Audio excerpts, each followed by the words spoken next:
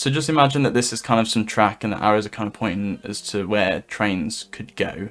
And you've got these kind of signals by the three coloured dots.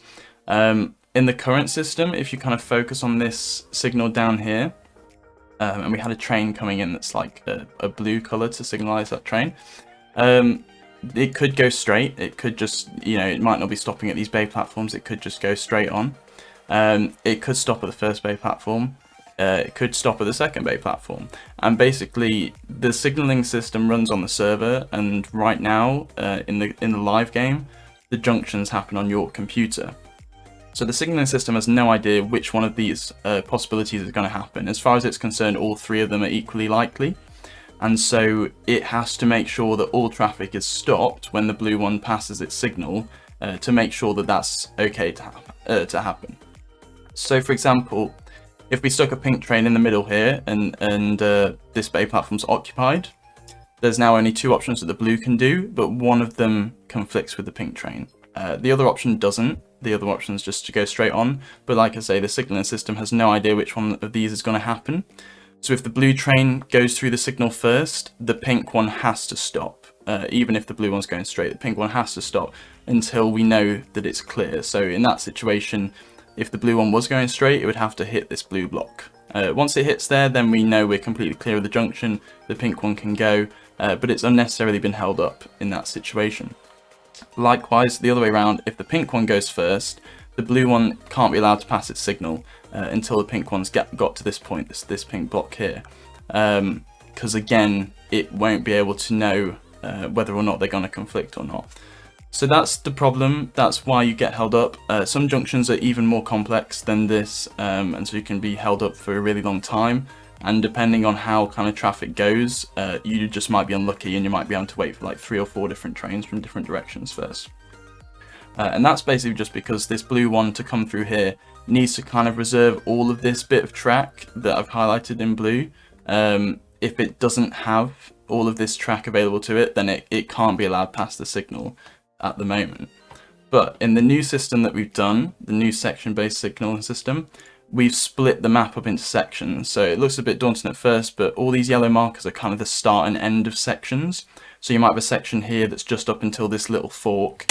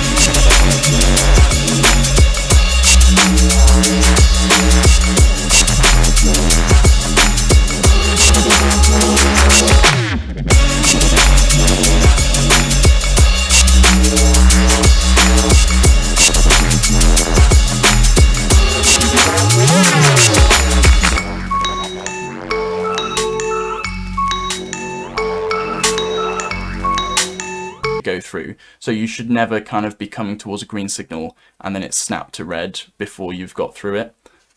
So that's something that we're still working on, but we're kind of halfway there with the current system. So that's why we've made all the changes we have. Hopefully you see it. I know the managers have been testing it out and they found that it's way better for traffic in terms of there are a lot of situations where you'd be held that you aren't anymore. So particularly around, Benton, Stepford Central, those kind of areas where there's a lot of junctions that we need to protect. Because we already know which ones you're going to take, we can make sure that you get a nice route that avoids conflict.